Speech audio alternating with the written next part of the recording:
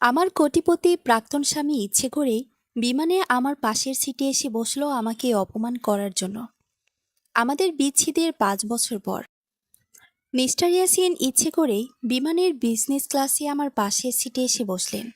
তার চোখে মুখে এমন একটা আত্মতৃপ্তি ছিল, যেন তিনি আমাকে মনে করে দিতে এসেছেন আমি কি হারিয়েছি। তিনি ভেবেছিলেন আমি একা, ভেবেছিলেন গত 5 বছর ধরে আমি তাকে হারানোর কষ্ট নিয়ে বেঁচে আছি। কিন্তু তিনি জানতেন না, বিমান ঢাকায় অবতরণ করার পরে তার জীবনের সবচেয়ে বড় সত্যের মুখোমুখি হতে হবে।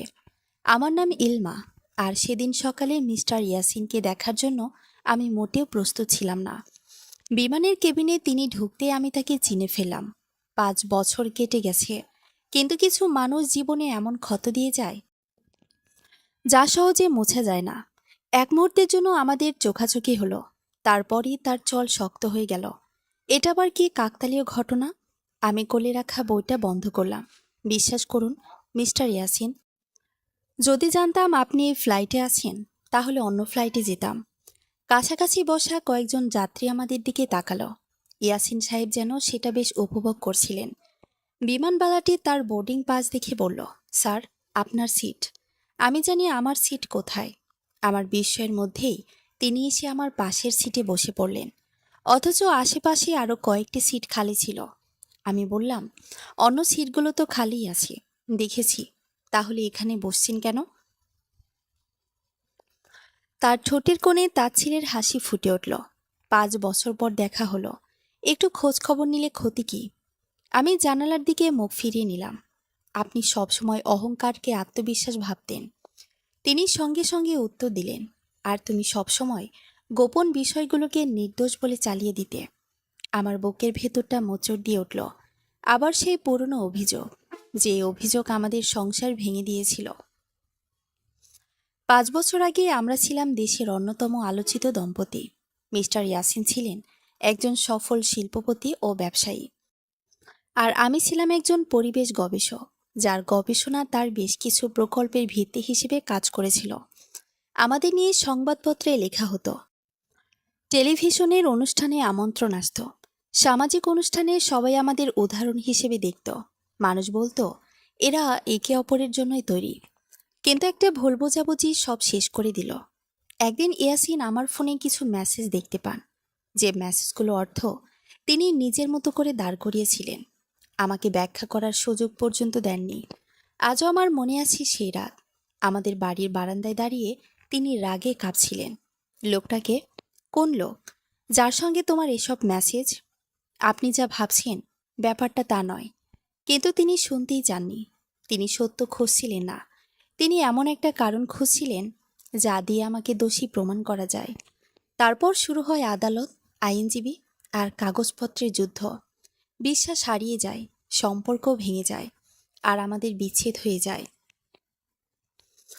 5 বছর পর আমরা আবার পাশাপাশি বসে আছি, কিন্তু মাঝখানে যেন কয়েক আলোকবর্ষের দূরত্ব। কিছুক্ষণ নীরব থাকার পর তিনি বললেন, তুমি হঠাৎ কোথায় চলে গিয়েছিলে? নিজের জীবন নিয়ে ব্যস্ত ছিলাম। আমার কাছ থেকে একটা টাকাও নাওনি, কারণ আমি কখনো আপনার টাকার জন্য আপনার জীবনে আসিনি। আমার কথায় তিনি অদ্ভুতভাবে চুপ হয়ে গেলেন। বাকি পথ আর তেমন কথা হলো না। বিমান অবশেষে ঢাকায় অবতরণ করল। আমি ব্যাগটা কাঁধে তুলে বেরিয়ে এলাম। অনুভব করছিলাম ইয়াসিন এখনও আমার দিকে তাকিয়ে আছেন। বাইরে সারি সারি দামি গাড়ি দাঁড়িয়েছিল। ঠিক তখনই একটি কালো বিলাসবহুল গাড়ি এসে থামল। গাড়ির দরজা খুলতেই 3টে ছোট ছেলে নেমে এলো, আর তারপরে তারা একসঙ্গে চিৎকার করে উঠল, আম্মু! আমি ব্যাগ নামানোর আগে তারা দৌড়ে এসে আমাকে জড়িয়ে ধরল। আরহাম আমার কোমর জড়িয়ে ধরল, আয়ান আমার হাত শক্ত করে ধরে ফেলল, আর ছোট্ট আদিয়ান লাফ দিয়ে আমার কোলে উঠে পড়ল। আমি হেসে তাদের বুকের মধ্যে জড়িয়ে নিলাম। আমার সোনা বাবুরা, কেমন আছো? তারপর মাথা তুলে সামনে তাকাতেই দেখলাম মিস্টার ইয়াসিন পাথরের মূর্তির মতো দাঁড়িয়ে আছেন। তার মুখের রং উধাও হয়ে গেছে, কারণ 3টি ছেলের চোখ ছিল আমার মতো, কিন্তু মুখায়ব, হাসি, চুল সবকিছু ছিল ঠিক তার মতো। কয়েক সেকেন্ড কেউ কোনো কথা বলল না। তারপর তিনি ধীরে ধীরে এক পা এগিয়ে এলেন। ইলমা! তার কণ্ঠ কেঁপে উঠল। আমি স্থির দৃষ্টিতে তার দিকে তাকিয়ে রইলাম। 5 বছরের মধ্যে প্রথমবার আমি তার চোখে ভয় দেখলাম, কারণ তিনি অবশেষে বুঝতে পেরেছেন যে মেসেজগুলো আমাদের সংসার ভেঙেছিল সেগুলো কোনো পরপুরুষকে নিয়ে ছিল না। আর 3টি ছোট ছেলের দিকে তাকিয়ে মিস্টার ইয়াসিন ধীরে ধীরে উপলব্ধি করতে শুরু করলেন 5 বছর আগে তিনি আসলে কি হারিয়েছিলেন। মিস্টার ইয়াসিনের মুখের দিকে তাকিয়ে আমার মনে হলো পৃথিবীর সমস্ত শব্দ যেন এক মুহূর্তের জন্য থেমে গেছে। বিমানবন্দরের ব্যস্ততা, মানুষের হাঁটাচলা, লাগেজ ট্রলির শব্দ, ঘোষণা, সবকিছু যেন দূরে কোথাও মিলিয়ে গেছে। তিনি শুধু তাকিয়ে আছেন 3টি ছোট ছেলের দিকে, আর সে দৃষ্টিতে এমন এক বিস্ময়, এমন এক আঘাত যা ভাষায় প্রকাশ করা কঠিন। আরহাম তখনও আমার কোমর জড়িয়ে ধরে আছে, আয়ান আমার হাত শক্ত করে ধরে রেখেছে, আর আদিয়ান আমার কাঁধে মাথা রেখে হাসছে। আমি জানতাম এই মুহূর্ত একদিন আসবে, একদিন না একদিন মিস্টার ইয়াসিন সত্যের মুখোমুখি হবেনি, কিন্তু এত হঠাৎ, এত অপ্রস্তুত অবস্থায় হবে সেটা আমি ভাবিনি। ইয়াসিন ধীরে ধীরে এগিয়ে এলেন, তার চোখ একবার আমার দিকে, একবার ছেলেদের দিকে। তিনি যেন নিজের চোখকেও বিশ্বাস করতে পারছেন না। অবশেষে তিনি কাপা গলায় বললেন, ইলমা, এরা। আমি তার কথা শেষ করতে দিলাম না। আমি শুধু শান্ত গলায় বললাম, আমার সন্তান। তার চোখের ভিতর যেন বজ্রপাত হলো। তিনি আবার ছেলেদের দিকে তাকালেন, এবার আরো গভীরভাবে, যেন প্রতিটি মুখ পড়ে ফেলতে চাইছেন। আরহামের কপাল, আয়ানের চোখ, আদিয়ানের হাসি, সবকিছুতেই তার নিজের ছাপ, এমনকি দাঁড়ানোর ভঙ্গিটাও। একটা সময় তিনি ফিসফিস করে বললেন, অসম্ভব। আমি কোনো উত্তর দিলাম না। 5 বছর আগে আমাকেও কথা বলার সুযোগ দেওয়া হয়নি। আজ আমিও নীরব থাকলাম। ঠিক তখনই কালো গাড়ির চালকের পাশে দরজা খুলে একজন মানুষ নেমে এলো। সাদা শার্ট, গাঢ় নীল কোট, ভদ্র মার্জিত চেহারা। তিনি দ্রুত এগিয়ে এসে হাসি মুখে বললেন, ম্যাডাম, বাচ্চারা আপনাকে দেখার জন্য সকাল থেকে অস্থির হয়েছিল।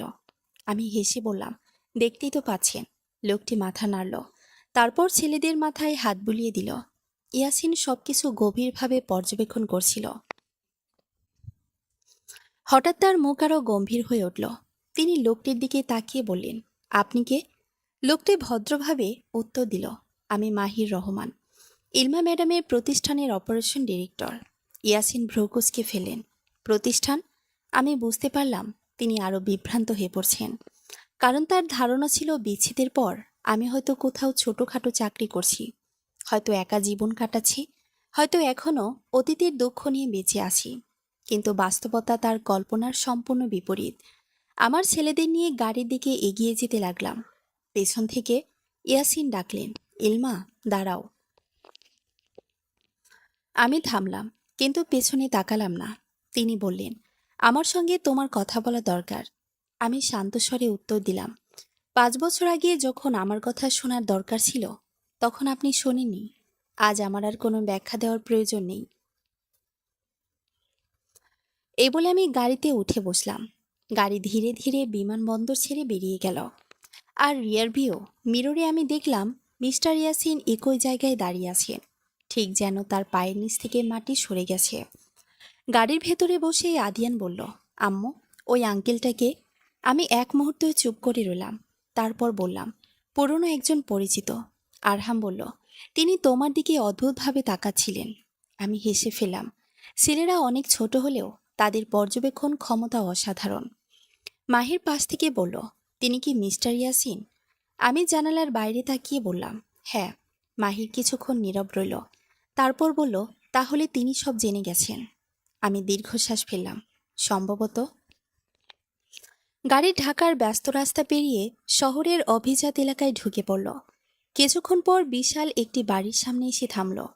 বাড়ির সামনে সুন্দর বাগান, ঝর্ণা, দুই পাশে উঁচু পাম গাছ। ছেলেরা দৌড়ে ভেতরে ঢুকে গেল। আমি ধীরে ধীরে নেমে দাঁড়ালাম। বাড়িটার দিকে তাকালে এখনো মাঝে মাঝে অবিশ্বাস লাগে। 5 বছর আগে যখন আমি ইয়াসিনের বাড়ি ছেড়ে বেরিয়ে এসেছিলাম, তখন আমার কাছে ছিল মাত্র একটি সুটকেস, কয়েকটি কাপড় আর বুক ভরা অপমান। সেদিন রাতে বৃষ্টি হচ্ছিল। আমি একা ছিলাম, ভীষণ একা। আদালতে বিচ্ছেদের কাগজে সই করার পর সবাই ধরে নিয়েছিল আমি শেষ হয়ে গেছি। সংবাদ মাধ্যম আমাকে নিয়ে নানা গল্প বানিয়েছিল। সামাজিক যোগাযোগ মাধ্যমে মানুষ আমাকে দোষী বলেছিল। অনেকে বলেছিল আমি নিশ্চয়ই বিশ্বাসঘাতকতা করেছি, কারণ একজন সফল পুরুষকে সমাজ সহজে প্রশ্ন করে না, কিন্তু একজন নারীকে খুব সহজেই দোষী বানিয়ে দেয়। সেই সময় আমি কারো কাছে কিছু বলিনি, কারো কাছে নিজেকে নির্দোষ প্রমাণ করার চেষ্টাও করিনি, কারণ আমি জানতাম সত্য একদিন নিজেই সামনে আসবে। আর সেই সত্যের অপেক্ষায় আমি নিজের জীবন নতুন করে শুরু করেছিলাম। বিচ্ছেদের মাত্র 1 মাস পর আমি জানতে পারলাম আমি মা হতে চলেছি। একজন নয়, 3টি সন্তানের। প্রথমে ডাক্তারও অবাক হয়ে গিয়েছিলেন, আমিও ভয় পেয়ে গিয়েছিলাম। কিন্তু যখন প্রথমবার আল্ট্রাসাউন্ড রিপোর্টে 3টি ছোট্ট হৃস্পন্দন শুনেছিলাম, তখন মনে হয়েছিল আল্লাহ আমাকে নতুন করে বাঁচার কারণ দিয়েছেন। আমি কাউকে কিছু জানাইনি, এমনকি ইয়াসিনকেও না, কারণ তখনও তার চোখে আমি একজন অপরাধী, একজন প্রতারক। যে মানুষ আমাকে বিশ্বাসই করে না, তার কাছে গিয়ে নিজের সন্তানের খবর দেওয়ার কোনো অর্থ ছিল না। আমি দেশ ছেড়ে বিদেশে চলে যাই, সেখানে একটি গবেষণা প্রকল্পে যোগ দিই। শুরুতে জীবন খুব কঠিন ছিল, গর্ভাবস্থা, চাকরি, নতুন দেশ, একাকিত্ব, সব মিলিয়ে প্রতিটি দিন ছিল যুদ্ধের মতো। কিন্তু আমি হাল ছাড়িনি, কারণ তখন আমার জন্য অপেক্ষা করছিল 3টি ছোট্ট প্রাণ। তারাই আমাকে শক্তি দিয়েছিল। তাদের জন্মের দিনটা আজও স্পষ্ট মনে আছে। অপারেশন থিয়েটারে আলো, ডাক্তারের কণ্ঠ, আর তারপর একে একে 3টি কান্নার শব্দ। সেদিন আমার মনে হয়েছিল পৃথিবীর সবচেয়ে ধনী মানুষ আমি, কারণ আমার কাছে ছিল 3টি অমূল্য সম্পদ: আরহাম, আয়ান, আদিয়ান। তাদের জন্মের পর আমার জীবন বদলে যায়।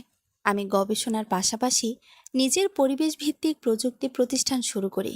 শুরুতে ছোট ছিল, খুব ছোট, কিন্তু ধীরে ধীরে আমাদের প্রযুক্তি আন্তর্জাতিক স্বীকৃতি পেতে শুরু করে। বড় বড় কোম্পানি বিনিয়োগ করলো, বিভিন্ন দেশ থেকে চুক্তি এলো, আর মাত্র 5 বছরের মধ্যে প্রতিষ্ঠানটি বহু কোটি টাকার কোম্পানিতে পরিণত হলো। আমি কখনো প্রতিশোধ নিতে চাইনি, আমি শুধু প্রমাণ করতে চেয়েছিলাম একজন মানুষকে ভুল বুঝে ভেঙে ফেলা যায়, কিন্তু শেষ করে দেওয়া যায় না। সেই রাতেই ঢাকার অন্য প্রান্তে নিজের পেন্ট হাউসে বসেছিলেন মিস্টার ইয়াসিন। তার সামনে অর্ধেক ভর্তি কফির কাপ, কিন্তু তিনি কফিতে হাতও দেননি। তার চোখের সামনে বারবার ভেসে উঠছে 3টি ছোট মুখ। একই প্রশ্ন তাকে পাগল করে দিচ্ছে। যদি ওরা আমার সন্তান হয়, তাহলে ইলমা আমাকে কেন বলেনি? আর যদি সত্যি আমার সন্তান হয়, তাহলে আমি 5 বছর ধরে কি করেছি? তিনি হঠাৎ উঠে দাঁড়ালেন। তার বুকের ভেতর অদ্ভুত এক চাপ অনুভব হচ্ছিল। সেদিন বহু বছরের মধ্যে প্রথমবার তিনি নিজের সিদ্ধান্ত নিয়ে সন্দেহ করতে শুরু করলেন। আর সেই সন্দেহই ধীরে ধীরে তার পুরো পৃথিবী বদলে দিতে চলেছে। রাত তখন 12টা ছুঁই ছুঁই। ঢাকার আকাশে হালকা মেঘ জমেছে। শহরের উঁচু উঁচু ভবনের কাচের দেয়ালে আলো ঝলমল করছে। কিন্তু মিস্টার ইয়াসিনের পেন্ট হাউসের বিশাল বসার ঘরে এক অদ্ভুত নীরবতা নেমে এসেছে। তিনি একা বসে আছেন, অথচ মনে হচ্ছে যেন শত শত প্রশ্ন তাকে ঘিরে রেখেছে। তার চোখের সামনে বারবার একই দৃশ্য ভেসে উঠছে। বিমানবন্দরের সেই মুহূর্ত, 3টি ছোট্ট ছেলে দৌড়ে এসে ইলমাকে জড়িয়ে ধরছে। তাদের হাসি, তাদের চোখ, তাদের মুখের গড়ন। আর সবচেয়ে বেশি যেটা তাকে কাঁপিয়ে দিচ্ছে, সেটা হলো ছেলেগুলোর মধ্যে নিজের ছায়া দেখতে পাওয়া। তিনি ধীরে ধীরে সোফায় হেলান দিলেন। 5 বছর আগে ঘটে যাওয়া প্রতিটি ঘটনা মনে পড়তে শুরু করলো। যে রাতে তিনি ইলমার ফোনে সেই মেসেজগুলো দেখেছিলেন, সেদিন তিনি এতটাই রাগান্বিত ছিলেন যে আর কিছুই ভাবতে পারেননি। বারবার মনে হয়েছিল তাকে প্রতারণা করা হয়েছে। মনে হয়েছিল যাকে সবচেয়ে বেশি বিশ্বাস করেছিলেন, সেই মানুষটাই তার বিশ্বাস ভেঙে দিয়েছে। কিন্তু আজ হঠাৎ করে তার মনে প্রশ্ন জাগছে, যদি তিনি ভুল হয়ে থাকেন, যদি সত্যিই তিনি কোনো বড় ভুল করে থাকেন, যদি ইলমা নির্দোষ হয়ে থাকে। তার বুকের ভেতর হঠাৎ মোচড় দিয়ে উঠল। 5 বছর আগে তিনি কখনো সত্য জানার চেষ্টা করেননি, কখনো শান্তভাবে বসে কথা বলেননি, কখনো জিজ্ঞেসও করেননি কেন সেই মেসেজগুলো পাঠানো হয়েছিল। তিনি শুধু ধরে নিয়েছিলেন যে তিনি ঠিক আর ইলমা ভুল। আজ এতদিন পর সেই সিদ্ধান্ত তাকে ভেতর থেকে ছিঁড়ে খাচ্ছে। হঠাৎ তিনি উঠে নিজের স্টাডি রুমে চলে গেলেন। একটি পুরনো লকার খুললেন। সেখানে এখনো কিছু পুরনো ফাইল, ছবি আর কাগজপত্র রাখা আছে। এক কোণে একটি ফ্রেমবন্দি ছবি। ছবিটা হাতে তুলে নিতেই তার বুকটা কেঁপে উঠল। ছবিতে তিনি আর ইলমা দুজনেই হাসছেন। সেই হাসির মধ্যে কোনো অভিনয় ছিল না, ছিল না কোনো সন্দেহ, ছিল না কোনো দূরত্ব। তারা সত্যি সুখী ছিল। ইয়াসিন দীর্ঘক্ষণ ছবিটার দিকে তাকিয়ে রইলেন। তারপর ধীরে ধীরে চোখ বন্ধ করলেন। আর তখনই বহুদিনের চাপা পড়ে থাকা স্মৃতিগুলো ফিরে আসতে শুরু করলো। বিয়ের পরে প্রথম বছর ইলমা রাত জেগে তার জন্য অপেক্ষা করত। ব্যস্ত দিনের শেষে বাসায় ফিরলে নিজের হাতে চা বানিয়ে দিত। গুরুত্বপূর্ণ মিটিংয়ের আগে তাকে সাহস দিত। আর তার প্রতিটি সাফল্যে নিজের সাফল্যের মতো খুশি হতো। আর তিনি ইলমাকে ভালোবাসতেন, অন্তত তখন তাই মনে হতো। কিন্তু ভালোবাসার সবচেয়ে বড় শত্রু হলো অবিশ্বাস। একবার সেই অবিশ্বাস ঢুকে গেলে ধীরে ধীরে সবকিছু নষ্ট করে দেয়। সেদিনও তাই হয়েছিল। তিনি একটা দীর্ঘশ্বাস ফেললেন। তারপর ফোন তুলে নিজের ব্যক্তিগত সহকারী নাভিদকে ফোন করলেন। রাত অনেক হলেও নাভিদ ফোন ধরল। স্যার, কোনো সমস্যা? ইয়াসিন কিছুক্ষণ চুপ থেকে বললেন, আমি তোমাকে একটা কাজ দিতে চাই। জি স্যার, আমি ইলমার সম্পর্কে সব তথ্য চাই। নাভিদ কিছুক্ষণ চুপ করে রইল। সম্ভবত সে অবাক হয়েছে। তারপর বলল, ম্যাডাম ইলমা? হ্যাঁ, সবকিছু খুঁজে বের করো। গত 5 বছরের প্রতিটি তথ্য, তিনি কোথায় ছিলেন, কি করেছেন, তার কোম্পানি কিভাবে গড়েছেন, সব। নাভিদ বলল, ঠিক আছে স্যার, আমি কাল থেকে শুরু করছি। ফোন কেটে দেওয়ার পরও ইয়াসিনের অস্থিরতা কমল না। তার মনে হচ্ছিল সত্যটা জানতেই হবে, যে করেই হোক। অন্যদিকে আমি ছেলেদের ঘুম পাড়িয়ে নিজের ঘরে এসে বসেছিলাম। জানালার বাইরে রাতের আকাশ, হালকা বাতাস পর্দা নড়ছে। কিন্তু আমার মন শান্ত নয়। আজকের ঘটনাটা আমি যতই ভুলে থাকতে চাই, ততই সেটা ফিরে আসছে। 5 বছর, পুরো 5 বছর আমি তাকে দেখিনি। কিন্তু আজ এক ঝলক দেখেই বুঝলাম, কিছু ক্ষত কখনো পুরোপুরি শুকায় না। আমি বিছানার পাশে রাখা একটি ড্রয়ার খুললাম। সেখানে একটি ছোট্ট খাম রাখা। খামের ভেতরে একটি ছবি, 3টি নবজাতক শিশুর ছবি। আর পাশে হাসপাতালের বিছানায় শুয়ে থাকা আমি। এই ছবিটা আমি কখনো কাউকে দেখাইনি, কারণ এই ছবির সঙ্গে জড়িয়ে আছে এমন একটি সিদ্ধান্ত যা আমার পুরোপুরি জীবন বদলে দিয়েছিল। সন্তানদের জন্মের পর একাধিকবার আমার মনে হয়েছিল ইয়াসিনকে জানানো উচিত। অবশেষে একদিন আমি সত্যি ফোন করেছিলাম। বিদেশের একটি ছোট্ট অ্যাপার্টমেন্টে বসে অনেক সাহস সঞ্চয় করে নম্বর ডায়াল করেছিলাম। কিন্তু ফোন ধরেছিল অন্য একজন নারী। তার হাসির শব্দ এখনো কানে বাজে। তিনি বলেছিলেন, হ্যালো, ইয়াসিন এখন ব্যস্ত। আপনি কে? সেদিন আমি নিজের পরিচয় দিইনি। চুপচাপ ফোন কেটে দিয়েছিলাম। তারপর আর কখনো চেষ্টাই করিনি। মনে হয়েছিল তিনি হয়তো নতুন জীবন শুরু করে ফেলেছেন। সেখানে আমার বা আমার সন্তানদের কোনো জায়গা নেই। তাই আমি নিজের পথ নিজেই তৈরি করেছি। আর আজ হঠাৎ করে অতীত আবার সামনে এসে দাঁড়িয়েছে। আমি জানতাম না সামনে কি অপেক্ষা করছে, কিন্তু ভেতরের কোথাও একটা অস্বস্তি জন্ম নিতে শুরু করেছে। পরদিন সকালে নাস্তার টেবিলে 3 ছেলে বসে হইচই করছে। আদিয়ান চকলেট নিয়ে ব্যস্ত, আয়ান স্কুলের প্রজেক্ট নিয়ে কথা বলছে, আর আরহাম নতুন রোবট বানানোর পরিকল্পনা করছে। তাদের দেখে আমার মুখে হাসি ফুটে উঠল। পৃথিবীতে যত ঝড়ে আসুক, এই 3টি মুখ দেখলে আমি শক্তি পাই। ঠিক তখনই মাহির ভেতরে ঢুকল। তার হাতে একটি ট্যাব। তিনি বললেন, আজকের খবর দেখেছেন?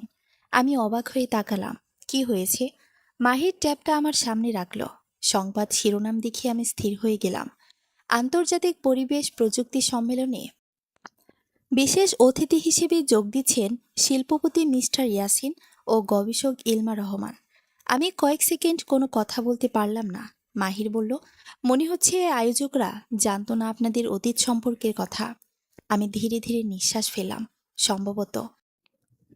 কিন্তু এর মানে খুব শীঘ্রই আবার আমাদের দেখা হবে।